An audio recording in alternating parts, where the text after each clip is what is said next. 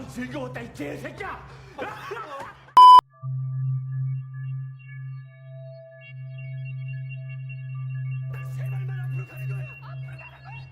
Setelah berhasil lolos dari permainan ketiga yaitu tarik tambang, Ji-hoon dan timnya terlihat bersikap sedikit lega. Akan tetapi hal tersebut justru benar-benar menjadi sebuah kejutan bagi Deokso dan seluruh anggota gengnya, dimana seperti yang kita tahu bahwa mereka sempat meremehkan kemampuan tim dari Ji-hoon pada permainan ketiga ini.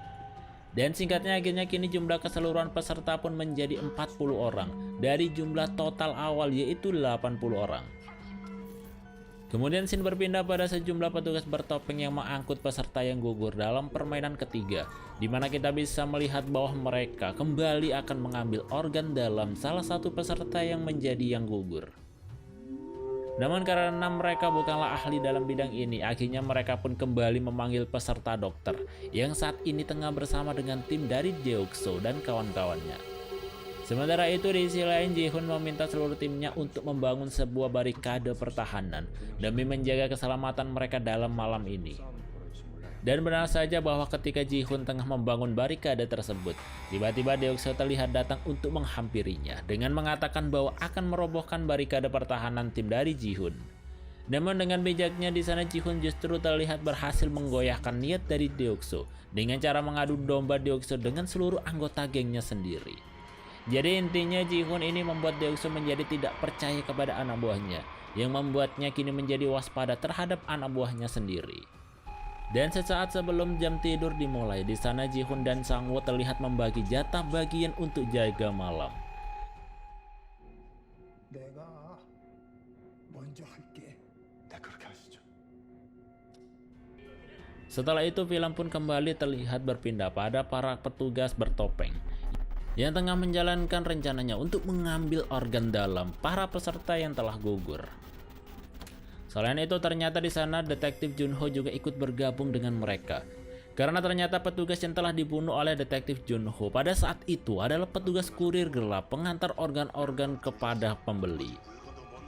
Sementara itu di sisi lain tepatnya di ruangan tempat tinggal seluruh peserta, Ji-hoon terlihat mendapatkan jatah berjaganya bersama dengan kakek tua penderita tumor otak. Namun tak lama setelah melakukan pengawasan, di sana Ji-hoon justru terlihat terbayang masa lalunya ketika ia tengah memberi kade sebuah pabrik tempat ia bekerja dulu. Jadi singkatnya cerita waktu itu Ji-hoon dan teman-teman kerjanya belum juga digaji hingga 6 bulan. Akan tetapi tak lama setelah Ji-hoon mengingat kejadian itu, di sana Ji-hoon melihat kakek tua yang mengalami demam tinggi hingga ia memutuskan untuk mengompres kepala sang kakek menggunakan air. Namun sayangnya seperti yang kita tahu bahwa di sana ia telah kehabisan air. Hingga tak lama setelah itu Sae-beok tiba-tiba datang untuk membawa air.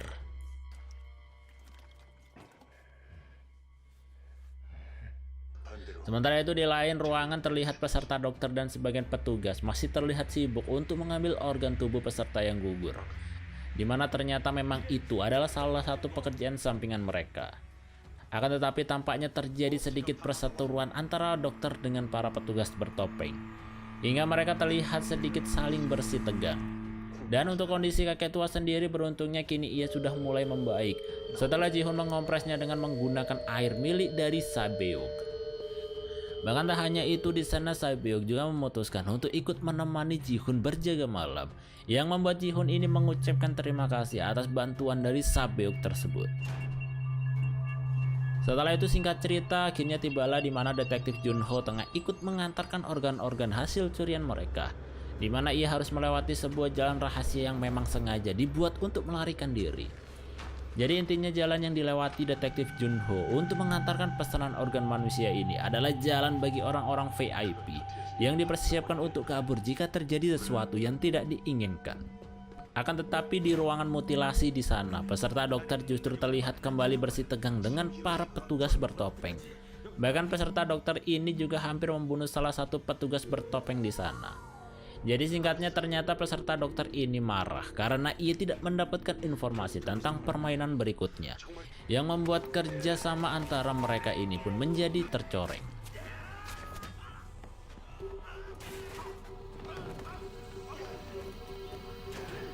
Sedangkan untuk detektif Junho sendiri ternyata di sana ia ketahuan oleh petugas bertopeng asli yang membuatnya memutuskan untuk membunuh petugas bertopeng asli tersebut. Namun beruntungnya sebelum membunuh petugas bertopeng asli itu, di sana detektif Junho berhasil mendapatkan informasi tentang kakaknya, di mana dokumen biografinya berada di ruangan khusus milik frontman.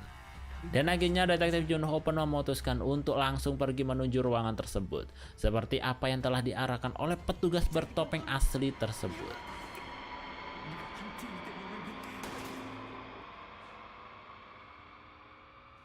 Akan tetapi di sisi lain ternyata perseteruan antara peserta dokter dengan petugas bertopeng pun diketahui oleh frontman, hingga frontman pun langsung membunuh petugas bertopeng tersebut karena ia telah membuka topengnya. 장기를 떼어내서 팔든 장기를 통째로 씹어먹든 난 관심 평등이야. 이 게임 안에서는 모두가 평등해.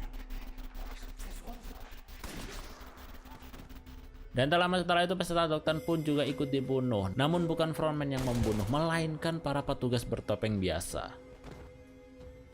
Jadi singkatnya di sana frontman ini tidak mempermasalahkan mereka telah menjual organ-organ manusia yang telah mati. Namun yang dipermasalahkan oleh frontman ini adalah karena para petugas bertopeng itu telah membuka topengnya. Karena itu adalah salah satu yang melanggar dari peraturan mereka. Dan karena sudah ketahuan oleh frontman, akhirnya frontman pun kembali mencari pihak yang terlibat lainnya. Hingga frontman pun juga menemukan mayat petugas bertopeng yang telah dibunuh oleh detektif Junho sebelumnya. Melihat kasus yang tidak biasa ini, frontman pun memerintahkan seluruh petugas bertopeng untuk mencari keberadaan penyusup, yaitu detektif Junho. Di mana beruntungnya detektif Junho kini telah berada di ruangan khusus milik frontman untuk mencari dokumen tentang kakaknya yang hilang. Dan singkat ceritanya di sana detektif Junho berhasil menemukan dokumen tentang biografi kakaknya yang ternyata menjadi peserta permainan ini pada 2015 yang lalu. Akan tetapi di sana frontman juga masih terlihat berusaha untuk mencari keberadaan penyusup, walaupun ia juga masih berniat untuk tetap melanjutkan permainan. Hingga akhirnya permainan keempat pun akan segera dimulai, di mana seperti biasa di sana para peserta diminta untuk mengikuti instruksi staf petugas bertopeng. Namun sebelum mereka mulai melakukan permainan, di sana mereka pun diperlihatkan mayat para petugas bertopeng yang telah berkhianat, yang tentunya membuat seluruh peserta permainan terkejut melihat hal tersebut. Sementara itu di sisi lain detektif Junho juga terlihat memfoto daftar pemenang dan juga perjanjian rahasia antara peserta dan panitia permainan. Hingga ia pun kemudian mendengar sebuah telepon milik frontman yang sedang berbunyi. Detektif Junho yang penasaran itu pun terlihat berencana untuk mengangkatnya, di mana beruntungnya ia mengurungkan niatnya itu sebelum frontman datang untuk mengangkat panggilan telepon tersebut. Dan ternyata di sana frontman ini mendapatkan panggilan telepon dari seorang yang cukup penting. Walaupun untuk saat ini siapa orang yang menelpon frontman masih menjadi misteri. Namun intinya di sana mereka membicarakan tentang jadwal permainan selanjutnya dan juga kedatangan orang-orang VIP.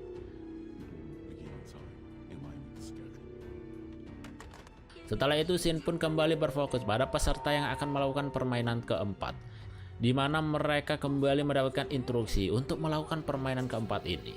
Jadi di sana moderator meminta agar para peserta mencari salah satu peserta lainnya untuk menjadi pasangan mereka.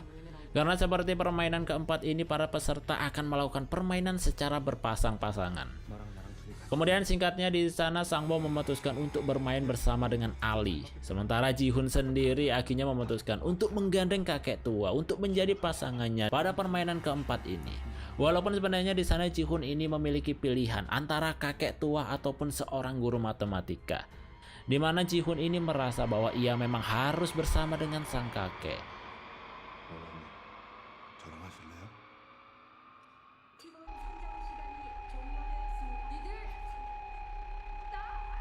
Dan karena jumlah peserta yang jadi ganjil karena peserta dokter yang sebelumnya telah terbunuh, hal ini membuat Mineo tidak mendapatkan pasangan dan akhirnya dieliminasi oleh petugas bertopeng.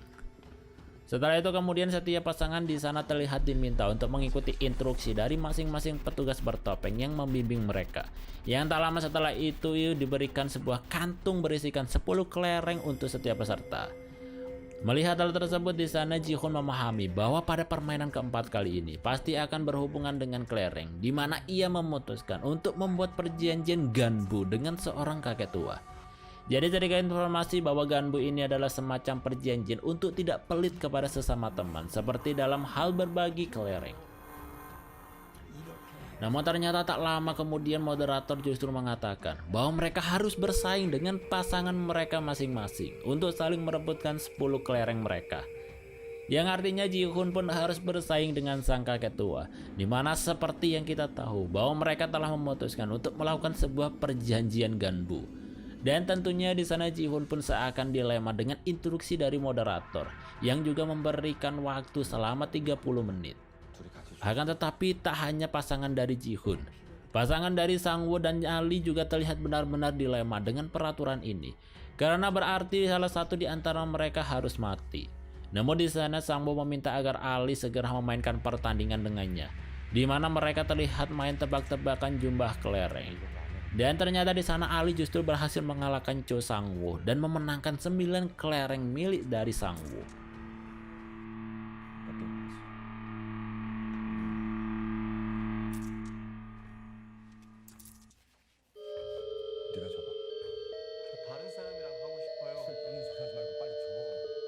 Dan artinya di sana Ali pun memiliki kesempatan yang lebih besar untuk menang ketiba Sang-woo. Yang terlihat Sang-woo ini memohon-mohon kepada Ali untuk melakukan kerjasama lagi.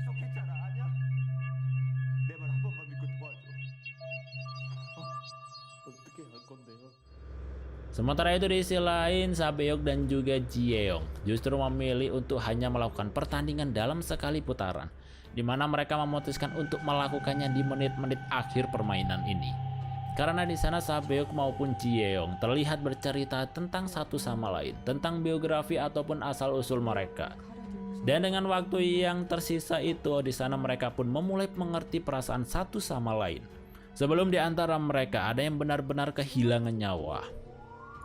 Jadi di sana Ji-yeong menceritakan tentang ayahnya yang membunuh ibunya, walaupun sebenarnya ayahnya Ji-yeong ini adalah seorang pendeta. Dan karena hal itulah Ji-yeong pun memutuskan untuk membunuh ayahnya hingga ia masuk penjara dan mendapatkan undangan untuk menjadi peserta permainan ini.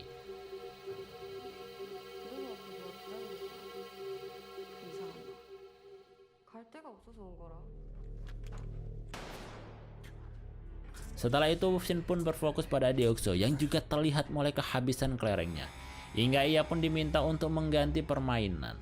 Jadi di sana Deokso dan pasangannya memutuskan untuk bermain memasukkan kelereng ke dalam lubang.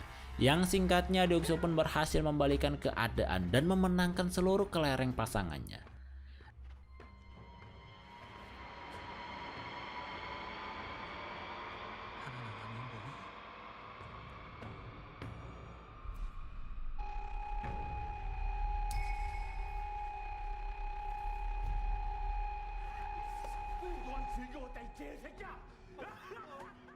Namun berbeda dengan pasangan Ji-hoon dan juga kakek tua, di mana tiba-tiba kakek tua mengalami amnesia yang membuat Ji-hoon khawatir karena kakek tua tidak mau untuk melakukan permainan kelereng tersebut.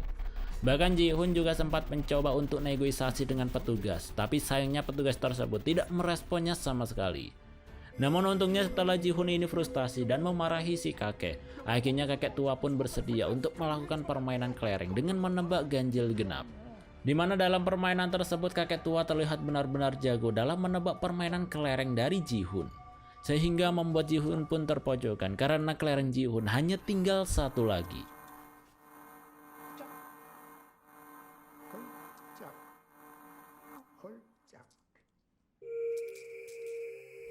Akan tetapi dengan liciknya di sana Ji-hoon memanfaatkan kekurangan dari si kakek, yaitu amnesianya. Hingga ia tidak jadi kalah dari sang kakek karena ia sengaja melabuhi sang kakek dengan cara membodoh-bodohinya. Bahkan singkat cerita di sana Ji-hoon pun malah berhasil mendapatkan banyak kelereng dari kakek tua dengan cara menipunya. Hingga sang kakek kini hanya memiliki satu butir kelereng saja. Sedangkan untuk kerjasama dari Sang-woo dan juga Ali ternyata hanyalah tipuan saja. Jadi Sang-woo meminta Ali untuk mencari pasangan lain untuk memainkan kelereng dengan mempertaruhkan 20 kelereng. Dimana jika Ali menang maka mereka akan mendapatkan 40 kelereng sehingga Sang-woo dan Ali bisa lolos bersama.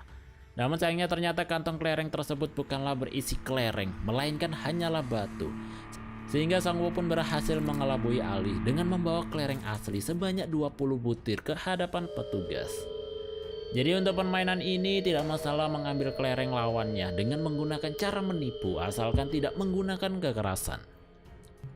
Sementara itu untuk pasangan Sabeok dan juga Jiyeong sedang memainkan kelereng dengan melemparkannya ke dekat dinding. Jadi kelereng yang lebih dekat dengan dinding maka dialah yang akan menang. Tetapi sayangnya ternyata Jiyeong merelakan dirinya untuk mengalah demi Sabeok, di mana ia tidak melemparkan kelereng tersebut agar Sabeok bisa menang.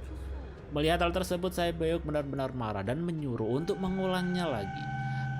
Tetapi Jiyeong tidak mau karena ia menganggap bahwa Sabeok lebih tepat untuk menang karena memiliki masa depan setelah keluar dari permainan tersebut.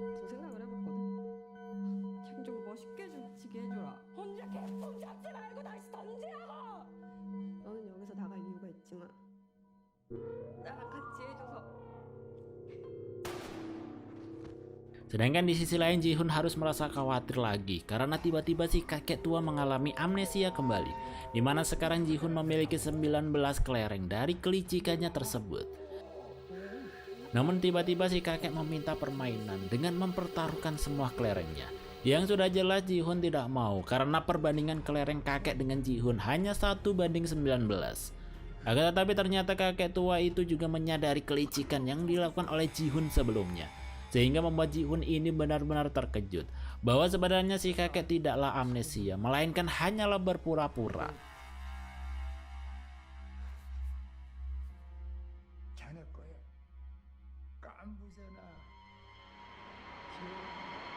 Walaupun pada akhirnya sang kakek juga memutuskan untuk mengorbankan dirinya demi meloloskan Jihun. Jadi ternyata di sana sang kakek tua ini benar-benar masih mengingat perjanjiannya dengan Jihun, yaitu untuk menjadi Ganbu dalam pertandingan kali ini. Dan singkat cerita, kakek tua tersebut pun akhirnya ikut tereliminasi bersama dengan peserta lainnya, yang membuat Jihun pun akhirnya lolos dengan perasaan bersalah.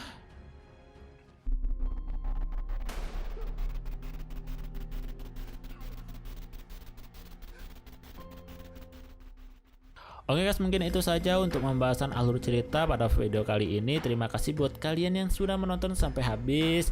Dan jika kalian setuju untuk pembahasan part selanjutnya, silahkan kalian komen di bawah. Dan untuk kalian yang belum menonton untuk part 1 dan 2, silahkan kalian cek link yang ada di deskripsi. Oke guys, mungkin itu saja. Terima kasih. See you next time.